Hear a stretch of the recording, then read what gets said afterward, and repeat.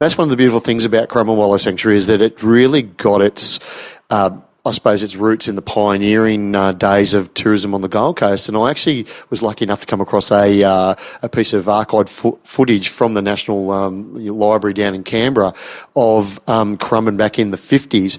And these people that came up, they seriously stayed at the Pink Poodle, where the waiters had little epaulets on their shoulders serving champagne into flat champagne glasses. They took a combi tour to Mount Tambourine, combi tour to Burleigh Heads to clap and sing songs on the headland, and they came to Currumbin Wildlife Sanctuary, and that was it. So no other theme parks or anything like that. So it really does have that roots in the pioneering history of tourism. So it's, I think you need to get that up and running again. What's that? Combi tours? Yeah. I can see it now. G'day, viewers. What a day. What a life. I'm actually standing in the place I work right now, and I've been here for 24 hours trying to get a job finished. It's a good feeling. But that's the noise you can hear in the background. But hey, on today's podcast, it was actually kind of really awkward. And I mean that in the funniest way. And I'm sure you're going to hear it yourself soon. Because Cindy Jensen from the Buskers by the Creek Festival, who is everyone's champion, everyone loves Cindy, invited in one of the festival's key and main sponsors, the manager of marketing, Greg Davin, a very nice guy, very funny and good off mic, a very fun and good, great guy. But what I find is even funnier is when you listen back. I felt like the third wheel in a horrible date. Okay, with Cindy sort of creeping onto her sponsor, and I'm like, what am I doing here? Trying to keep it on the rails, and Cindy's like, oh yeah, and so you'll see when you hear it. But I'm going for facts, and Cindy's going for cash. That's not true. We had the other side story is we actually tried to record this for about a half an hour before the one that you're about to hear, and all went really bad. I was under so much stress.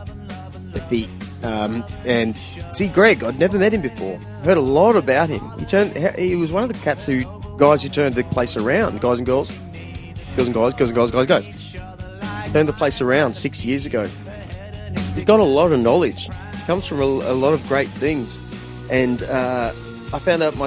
we found ourselves plugging into the old podcast set up there, the old thing at Currumbin. And one of the mics didn't work. And after half an hour, I looked down and realised that Greg's mic isn't recording. And he's wearing a nice suit. A really stylish, funny, good guy at the head of a big business. And it was just so awkward. And then it didn't faze Cindy, though. I felt like I was at a slumber party. And I was the younger brother that was sort of in the way, Anyway, you'll hear it. You'll hear her. And hey, thanks, Greg. Thanks for coming in and struggling through this. Are you there, guys? Somehow I can sense this is going to be a really fun podcast. Oh, really? If I can only get over my what is it? Can I say butt hurt? No, it's not even that. Hey, Greg. No, Greg Davin, how are you, mate? Oh, very well, thanks. It's as if you've been here for an hour. I know. It just keeps getting better. Yeah. By nature. Hey, that's the beauty of podcasts. It's more about just sort of talking and getting to know a character. And yeah, like I said, we have been here for 45 minutes and I've been plugging in everything. And I'm sweating. You guys have been laughing at me, but hello, mate. Hi, thank you. Great to be here. Yeah. Greg Davin from Currumbin Wildlife Sanctuary. You've seen a side of Drew not many people have seen. That's all on Listen, if I can just say, Drew is just sweating bullets here. He's been rushing around, leads going everywhere, microphone changes, battery switches, you name it, and he's finally got it all connected, and he's on top of it now. It's fantastic. Drew, welcome to your first podcast. Well, yeah, thank you, mate. Thank you very much. And Cindy Jensen, how are you? Fabulous, Drew. You got it? Yeah, I've still got to tweak some knobs over here. But, God, how do we do this without sounding like we've already done it, okay? Yeah, first time. I'll let you start, please, Hit Cindy. you with a fresh question, Cindy. Well, this is, as you said, Greg from a Wildlife Sanctuary, who he probably doesn't like people to hear this, but he's been part of my success in the last 12 months. I sent out some proposals to lots of local corporates asking for their support with the festival. It was about 2 months. Greg picked up the phone and called me and said, yeah, he'd like to throw his brand behind it, his support. And from there, it was just...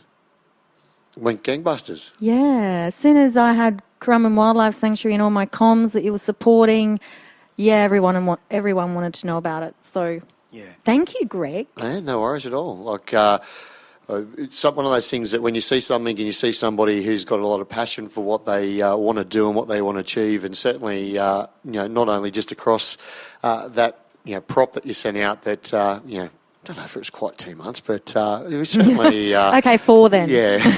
Let's go with 2 Backwards. for now. I remember it sitting It on was my probably desk there. weeks, but to me it would seem like 12 months. It's like, who the hell is going to support me, Yeah, absolutely. But, like I saw it and I thought, loving live music, given the opportunity that a brand like Currumbin Wildlife Sanctuary can get behind a local festival, there is that corporate social responsibility that I believe that local corporates have to get these grassroots festivals up for the local community, and I love getting behind and supporting that stuff. So, we've done it with others, and certainly when I got to meet you for the first time and actually saw at, I think we maybe chatted for maybe an hour and a half across all these ideas, and man, the amount of opportunities, it was like, which one are you going to pick out of that to actually drive forward, because there was so much that was on Cindy's mind about how this festival was going to look like, and she was fiercely determined to do it independently of any type of funding, and it was great to be able to put my hand up and say we're on board, and then watch the fantastic success that came with it. So it's been great. Yeah, and that's a good point, hey. Like, could you explain your title to me, like at the sanctuary? Like, yeah, look, I'm are you the be-all, end-all for decisions? Or, No, I mean, in terms of sales and marketing, and the direction of where we take our support for marketing sits with me. So I'm the Director of Sales and Marketing there. And, I've been there now for coming up for 6 years. And, it's fantastic. So it's been a really long journey over that time, from a product that it's been on the Gold Coast, and probably, for listeners who know the Currumbin Wildlife Sanctuary, it's in a lot of their minds and their hearts. It's been there for 68 years. And, wow. 68 years. So we've, Did you know that, Drew? Well, I did only recently, because I look back at my own photos in about 1974, 6 or something, when I was about 4 years old. I was holding, the plate. The plate, Yeah. the plate, and it's the same spinning bird feeder there. Yeah, There it you is, go. yeah, absolutely. Mountain lorikeet, Yeah. and it was only when I was standing with my own little 4-year-old boy, I'm going, this is pretty awesome. Yep. Especially for the Gold Coast, like we were talking before about the Bavarian Steakhouse. Yeah.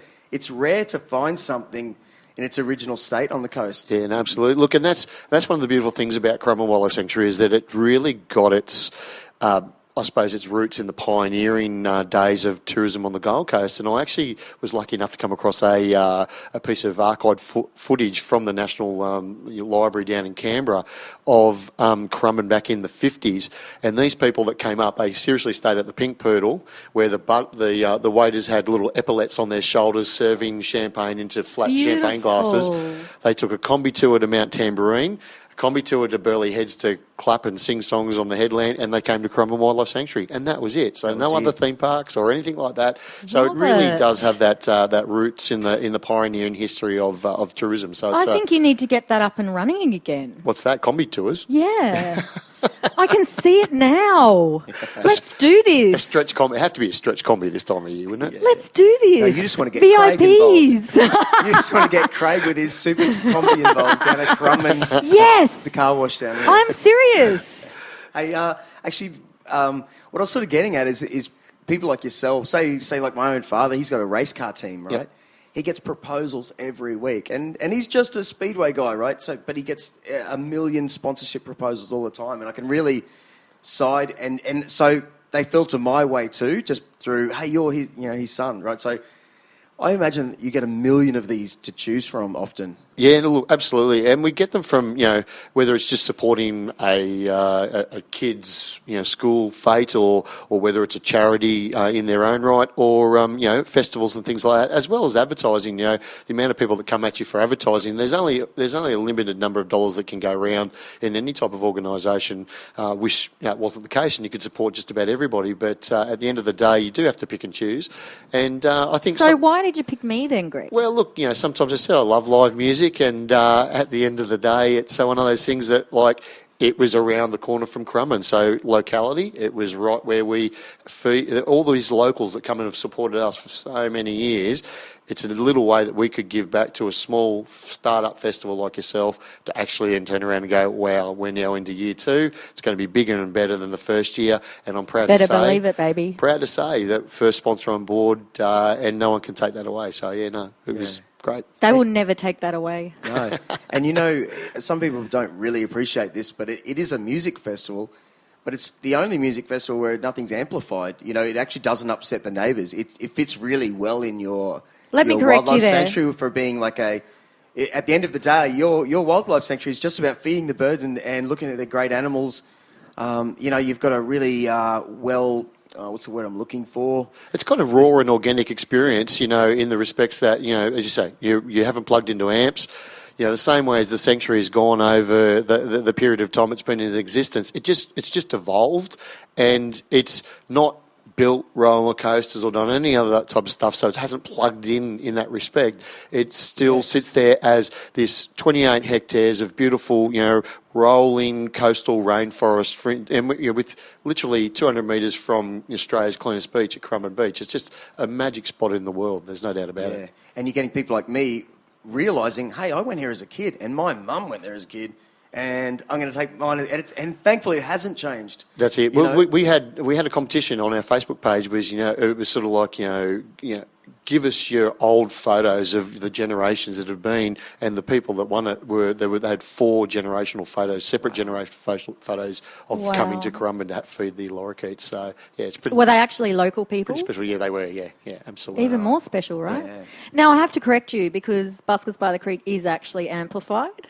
You always say it's... but we have the sound management 80 dB maximum. So that is unique in itself. But we are amplified. It is amplified, but it's only battery amplified. So technically, in the real world, that's like quieter than an idling lawnmower. 80 dB is really, really quiet. And so it is amplified so all the people can hear it, and you still get that great effect. But what I really mean to say is that, I surf. I really care about that Windus Park, Currumbin area, like stand-up paddleboarding and all that. How cool, Cindy, that I nearly called you Jenny.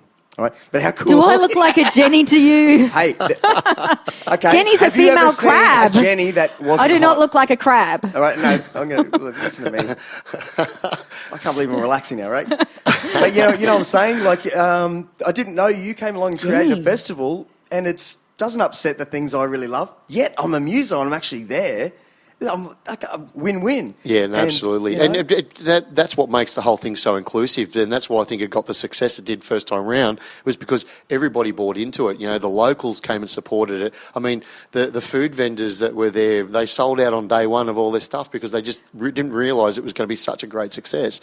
And one guy sold out at 10 o'clock, an hour after the festival, before the festival started. So go figure. Hopefully it wasn't the coffee vendor. Saw his $100 He was a notes sausage man. Sausage man.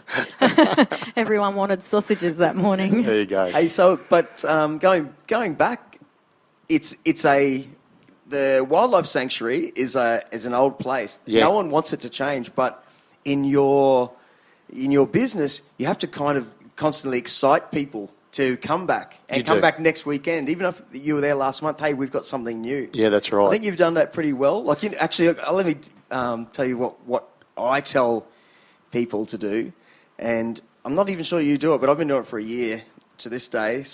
I realised that I can go there and have brekkie. I can take my whole family there at brekkie at 8:30 in the morning, Saturday, Sunday, whatever morning. Yep. And I'm around the bird feeding. Yep. Absolutely. That whole area is free. Yeah. That's right, exactly. So, it's getting back to the community once again, is that, That's the way Alex always wanted it to be. So Alex Griffith was the original owner and creator